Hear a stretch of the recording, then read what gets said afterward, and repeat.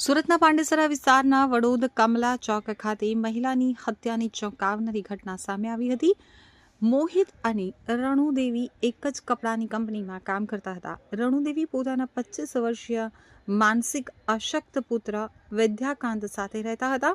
થોડા સમય પહેલા તેમના ઘર પાસે ચોરીની ઘટના બનતા તેમણે પોતાના કિંમતી સોના ચાંદીના ઘરેણા સુરક્ષિત રાખવા માટે ઓળખીતા મોહિતને સોંપ્યા હતા. બાદમાં ગામ જવાનું હોવાથી રણુદેવીએ પોતાના ઘરેણા પરત માંગ્યા, પરંતુ આરોપી મોહિત વારંવાર આજે કાલે આપો તેમ કહેતો હતો. આખરે રણુદેવીએ ઘરેણા પરત નહીં આપે તો પોલીસ ફરિયાદ કરવાની ચેતવણી આપી હતી. આ વાતથી ઉશ્કેરાયેલા મોહિતે તીક્ષ્ણ હથિયાર વડે રણુદેવી ઉપર હુમલો કર્યો હતો, જેમાં તેમને ગંભીર ઇજાઓ પહોંચી હતી. ઘટનાના પગલે સ્થાનિક લોકો દોડી આવ્યા હતા અને ઇજાગ્રસ્ત મહિલાને સારવાર માટે નવી સિવિલ હોસ્પિટલ ખસેડવામાં આવ્યા હતા. જોકે ટૂંકી સારવાર દરમિયાન રણુદેવીનું મોત નીપજ્યું હતું.